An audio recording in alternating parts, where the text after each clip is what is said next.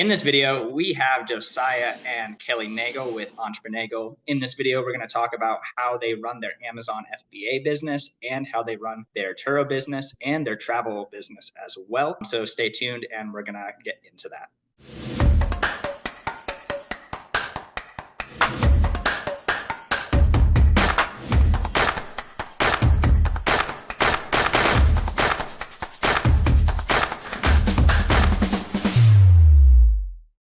All right, so Josiah and Kelly, do you guys want to kind of just explain for those who don't know you who you guys are and what you guys do? Yeah, Seth. Hey, thanks for having us on, man. It's been a while since we've chatted on YouTube. So we live in Alaska.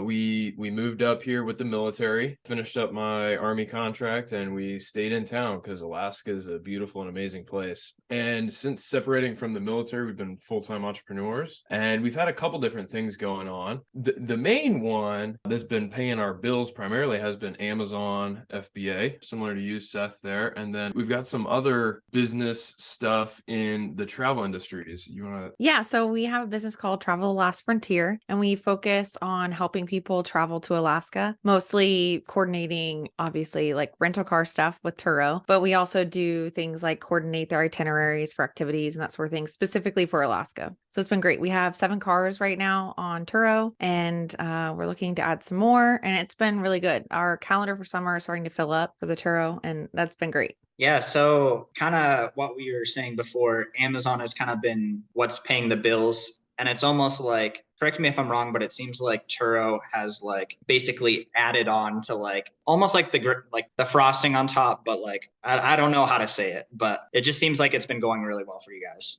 Yeah, maybe the way I said that was misleading, such that like we're not making money off of Turo, which is not true. We're definitely close to the point where we could live off of the Turo income. What I mean by that is any profits we have from the travel business and from Turo, we just keep within that business and keep it churning. We buy more cars, whatever it might be. Amazon is the one that we withdraw cash from to sometimes help push into the Turo cars or primarily to pay our bills. Yeah, and like what I was meaning as well was that both of them are doing really well. I think we talked 6 months ago on YouTube, and Josiah, that was kind of around the point where you guys started doing around 100K months on Amazon in sales, and like Turo, like that summer went really well for you guys as well. And for the viewers who don't know, like you guys hold very strongly to the no credit philosophy of business. 7 cars Turo and Amazon FBA. You guys are doing well. What's kind of changed since we last talked with the whole Amazon store? Because I think it was like September of last year, 2022, that we last talked. Yeah, that's a good question. Let me pull up my Seller Central so I can try to like remember where we've been. Right? See the bars tell the story. Yeah, the bars. Here we go. Look at all that orange. Thick orange. All revenue, no profit. Not true. We've been able to, like you, Seth, we do the eBay flips. Like probably 95% of our inventory is purchased from eBay. And so with that, there's some pros and cons. One is the ROI opportunity can be generally better than some other traditional OA. And like I would say a con is some of the replenishable categories. You're getting, I think, a little bit more one-off kind of stuff sometimes with eBay. Unique opportunities that come and then never come again with certain products. But yeah, September was our first 100K month. And then we hovered in the upper 90s or just over 100 for about 4 months. And then December, I probably didn't put in as much time, with the holidays and stuff. So we in January dropped a little to like 80 something, still really, really good. Oh shit, 80K in sales. Well, it was actually 87, kind of a low month. But then February, we really dropped down to 62. And we can talk about that a little bit if you want. But we're back last month, 98. So, part of it's like, we were like $1,000 short of that flashy 100 grand. Like, we failed. In general, for the last 6, 7, I can't even count, almost 8 months now, we've been hovering around the 100K mark and closer to 20% profit margin. So pretty satisfying. And we're to the point where not putting a ton of time into finding new products. It's more trying to fine tune our systems and our replenishables and getting just this last week or two trying to get the VA to take on a few more tasks that I really shouldn't be doing at this point. It sounds like things are going really well. I saw Kelly kind of smirk. Was there a thought that you had about what was going on? Well, yeah, it's been definitely fun to watch as like we've been growing this. And then also as we've been transitioning to like really thinking through like how we want to run like our daily life. And that was definitely a big like hurdle within the first year of you getting out of the military, which was end of 2020. And so that first year, like basically all of 2021, it was just kind of like grow the business, put as many hours in as we can. And then now it's shifting to like, okay, we're hitting more, not only revenue, but like how much less can we put into the business time wise into that business to then transition into like putting more effort into Turo or putting more effort someplace else, like here on this channel, like that sort of thing. So it's definitely been like interesting to watch that dynamic like work out. And I feel like you guys have kind of been in that stage of like, I feel like Josiah, you've been thinking about how to lower the time spent in the Amazon business, like pretty intentionally, like a lot of last year as well, right? Yeah, that's definitely true. And it probably started with creating that replenishables list and like actively tracking products that I was purchasing over and over again. And I probably did that for the first time a little over, but probably about a year ago. And that was huge. I used to just kind of scrub through hundreds of orders on Seller Central to try to find stuff that I was selling over and over again, which is terribly inefficient. And I was missing so many easy opportunities to repurchase. So just doing that from the get-go reduced the amount of time spent sourcing. And yeah, there's definitely been like mental challenges, I guess, letting go of certain aspects and trusting someone else to do it. And the realization this last month is we have one virtual assistant for the Amazon business, and like she's smart, and that's why I hired her. But I have trouble like trusting her to do stuff, which is super illogical because she's really capable, and in some instances better at data tracking and organization and like the meticulous parts of it that are really necessary than I am. And before we could talk more about the whole delegating side of it, but kind of going back to lifestyle, you and I have been talking like regularly, and like I know it was a very intentional choice to like have the sales dip because of something really cool that you guys got to do in, I think it was January, February. Really awesome opportunity that I think because of most people's careers or jobs, it's hard for people to break away and do something like that until they reach retirement age. So yeah, we went to Hawaii for a full month and had a couple church friends that tagged along with us. And we had a great time from like mid-January to mid-February, really relaxing, right? Living right on the beach, like went snorkeling a ton, spearfishing, swimming with turtles, just enjoying sunshine and escaping a dark, cold winter here in Alaska for a few weeks. And that was awesome. We both kind of had some like big ambitions, like, okay, we're going to go to Hawaii and this is going to be a break from our normal routine. So we're going to do all these different work things. And like the week before, I was like, are we really? We're going to be in Hawaii. Do we really want to do all these, like, we're thinking about like new projects to take on while we're on vacation. Yeah. Which is maybe works for some people, but we had like way more distractions and cool things to do than our normal everyday life here in Alaska. So we really scaled down the amount of work we did while we were there. We were blessed with, on the Turo side, we had an abnormal amount of long bookings. So we had weeks where we didn't have to do anything with the Turo because all the vehicles were on 2-week rentals. And it's just like, well, like if we get a message that the car broke down, that's like all we had to do, help them out. And those cars don't break down. And so, yeah, with Amazon, one mistake I made while we were in Hawaii is I think I know this mistake. Yeah. I wanted to continue hitting the spend goal, but I wanted to do it as quickly as possible. And in doing so, I doubled and tripled down on some of our replenishables to the point where I hit our spend goal, and I barely worked much time to do so. But I bought like 3 months worth of inventory in some cases in order to hit that spend goal. So I kind of lost sight of what the purpose was with that spend goal.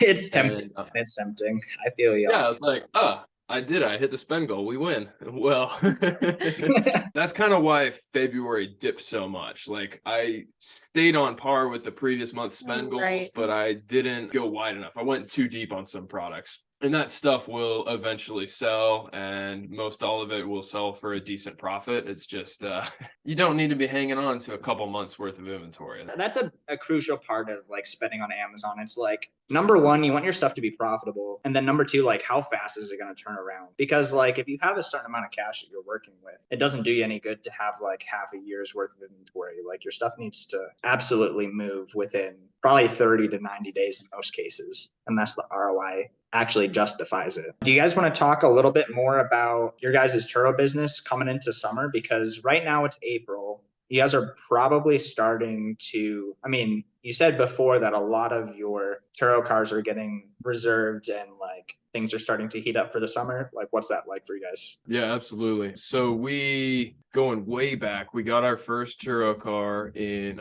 towards the end of summer of 2021. That was our first one. And then we picked up a second one at the end of 2021. And like, we were so impressed with the potential and opportunity with that. We picked up two more just before, about a year ago now, actually, beginning of the summer of 2022. I think at the time we were both kind of thinking like, how many cars do we actually want to manage? Like, what's our end state with this? And I think we were both kind of thinking like 5 cars seems like a lot to handle. At least that's what I was thinking. Yeah. I don't think we really want more than 5 cars. That might be like the peak of this business. Well, now we have 7 cars.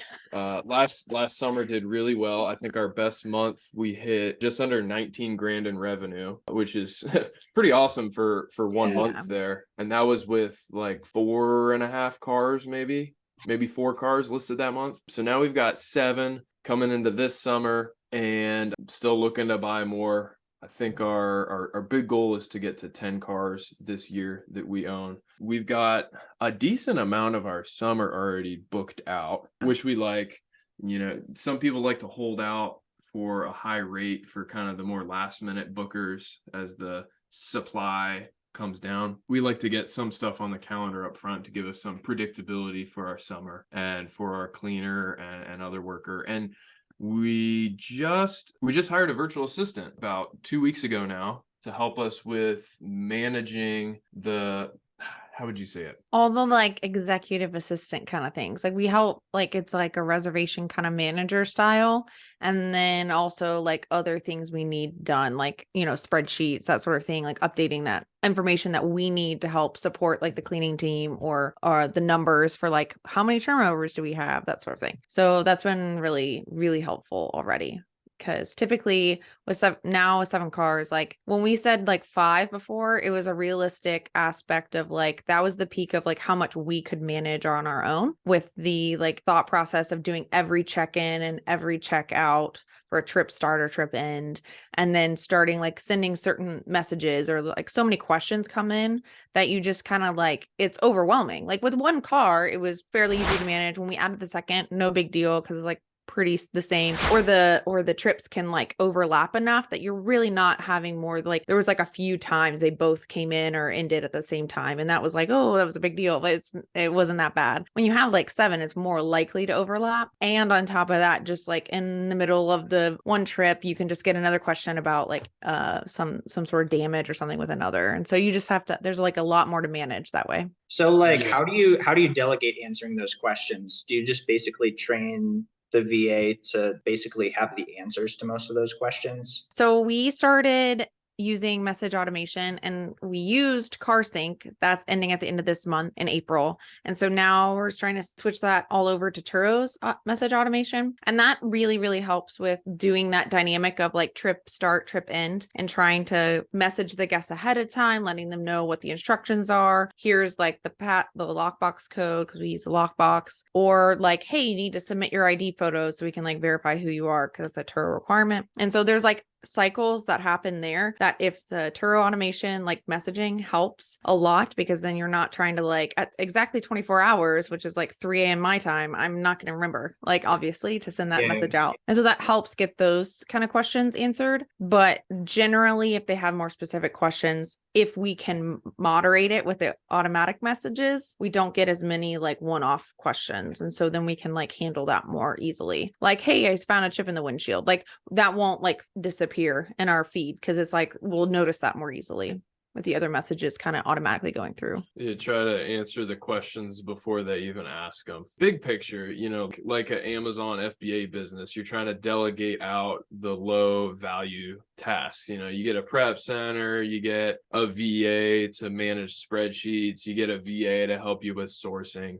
For Turo, it can be a ton of work if you do everything yourself, and it's more of a physical business than Amazon can be. So we would be, if we did it all ourselves, we'd be stuck here forever. We could like never go camping for a weekend, or we could never go on vacation. Like, I'm really happy that we were able to go on vacation for a full month and our Turo cars were running and we had no issues. They were all booked and we were making money through that. Yeah, like big picture, we have lock boxes on the vehicles so we don't have to meet the guest. We've had like 170 trips now. Yeah. And we've never physically met with a guest. And I've only talked to one guest on the phone, which is awesome. That's my ideal business. I don't want to talk to people. I don't want to meet them.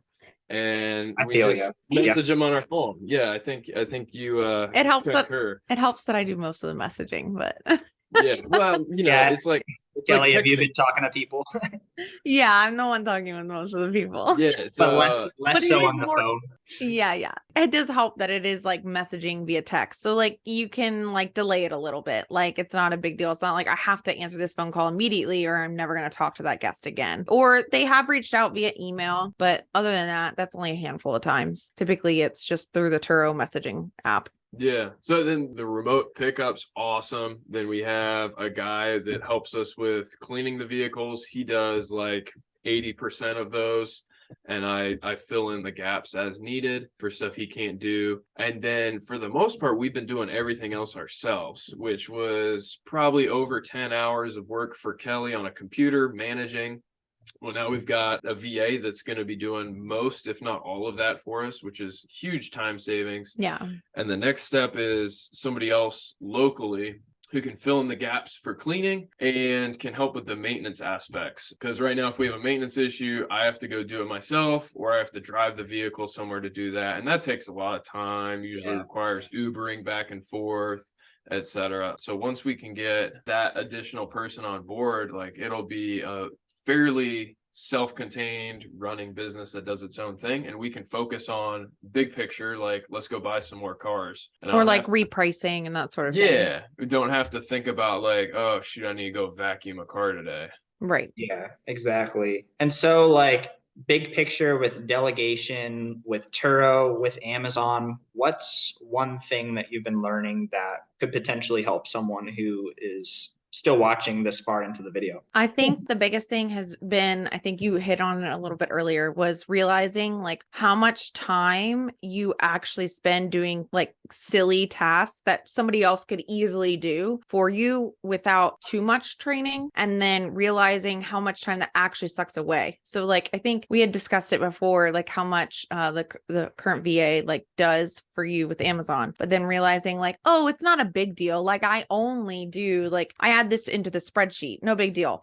But it's like you caught yourself doing it like so many times throughout the day that it's like, oh, it's just a couple minute task, but that adds up to like, if you do it a couple hundred times, like that's a lot of time. And really that's like data entry or something else that somebody else can easily find. It's not too difficult to train. And so if you can like find instances where you don't have to train someone too in depth, like for us for Turo cleaning cars, like it's not too crazy to ask like somebody to help us clean a car. It's not going to be like outrageously overpriced for us, because obviously as a small business, like you don't want to spend too much money on something that you can't afford. Maybe to grow your business, sure, but like if you can't afford it, like it's not really going to help you. And so like training someone to do cleaning the car is not too bad, or training someone to data entry into a spreadsheet isn't too hard. Yeah. Do you have anything to add, Josiah? Yeah, it can be difficult to let go if you have a business that you created by yourself. It's really hard to let go control of it. And I've often caught myself thinking, if I'm not doing this myself, it's not going to be done properly and everything will fail, which is a little extreme. Yeah. It helps to take that step back and be like, like I think they could do that process. Like, let's give it a shot. Like we could always just take it back from them if it doesn't work, or like correct their work, like just review it maybe for a few weeks and see how it goes. Yeah. And it's, I think been most helpful for us to think about what are the most valuable tasks in the business, or the things that require the most decision making. And so I guess for Turo, the biggest decision making thing is, which car do we purchase?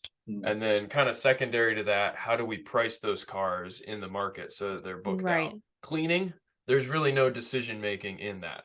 There's a piece of dirt, I'm going to vacuum it. For Amazon type thing, there's not really any critical decision making in a lot of the tasks I have my VA doing.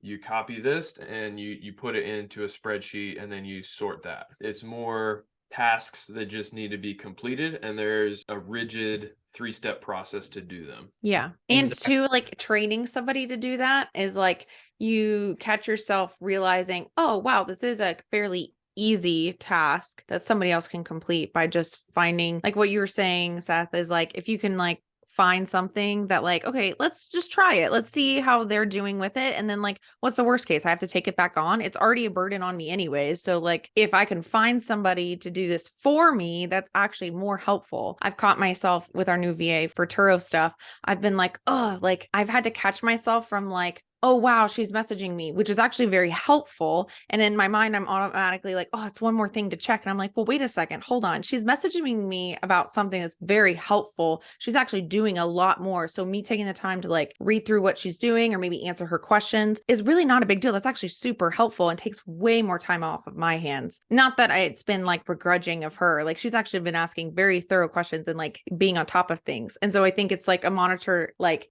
like it's my job or it's like my work. I'm like, oh no, like we can do this together. Like this is what this is for, to help me. Yeah. And her in particular, and maybe you've seen this with some of your VAs, she came in and in the first week already was making suggestions and changing her spreadsheets in ways that are like super helpful, organizing them better, making them more appealing and easier to look at, and other suggestions to streamline the process. Stuff that like either maybe we had thought about but just didn't have time to do, or hadn't even thought about. You get another mind in the business that has ideas, and I think it's really good to be receptive to those ideas and create an environment where they really feel like they're part of the team and can help change and grow the business. And they're not just doing a mundane keyboard clicking task. Yeah, she's been amazing. Like there are things like I was like, I didn't even think of that. Like, thank you so much. Like this is so helpful. That has really changed the game on certain things. It's actually like, you don't realize how much you like sit in your own brain. Like when I was going through trying to train her on the tasks I do, I'm like, this takes so much brain power. Like, I think if you can think like that and find tasks that you don't realize you're taking so much space in your head to try to complete, that you could train somebody else to do, which gives some room left over to like actually put that effort and work from your own head into like growing the business or, you know, doing higher level tasks. That's been so helpful to be able to go, wow, she already took care of that. I don't have to worry about that today. It's been good. And as we kind of wrap up, we're going to go talk on your guys' live stream as well. So definitely check out their channel at Entreprenagel on YouTube. One thing that you were saying is like with the VA sending you questions and like having to manage that, it's almost a transition from like at a certain point in your business, you guys were running everything, and then you started like onboarding more and more tasks to your VAs and like other systems and stuff. And then they message you and it's like your job to like kind of direct them towards like, all right, this is what you should be spending your time on, like, and like giving feedback. Yes, this was really good. Like, wow, like it was a really good lead. Like, wow, this was awesome ROI. Like, I think maybe this was a little bit slow. Like maybe we'll stay away from those in the future. Like kind of a transition from like doing everything to like giving a ton of feedback and direction and like big picture stuff. I don't know if you guys have noticed that for yourself. Yeah, absolutely. And it's hard to shift your mindset in that way. Takes a little bit of intentional practice to allow that to actually happen. Giving feedback's really, really important. That's something I really struggle with the Amazon VA, communicating with her often and giving her feedback. Generally, I kind of set it up such that she has the same tasks every week and she just keeps going. And there've been probably months where I haven't talked to her at all. She just keeps doing the thing, and I look at what she's doing and it's like, okay, yep, that's good. I like that. But I don't tell her that. Yeah, it's definitely a transition. And it's kind of like whatever like works. And it's hard because like that perspective on it like saves a ton of time. But then on the other hand, potentially giving her some feedback could make her more productive and more likely to stay with you long term and give better results potentially. So it's a trade-off. It's hard because it takes time up front to give her feedback, and like it's kind of annoying. Right. But yeah, Agreed. Josiah and Kelly, thank you guys so much for coming on. Where can people find you? Yeah, thanks so much for having us, Seth. It's always a blast chatting with you. We're on Instagram at baconbagel_AK and jellybagel_AK. You can hit us up there, message us. We're probably most active on Instagram. Also on YouTube, Entreprenagel channel, and there's a podcast version floating around as well of most everything we post on YouTube. And we're going to have your guys' YouTube channel and Instagram in the description. So if you're curious about how to spell Entreprenagel, honestly, I don't know how to spell it most of the time either. It is in the description below, so you guys can check them out there. So thank you guys so much for coming on, and have a great day. Take care, guys.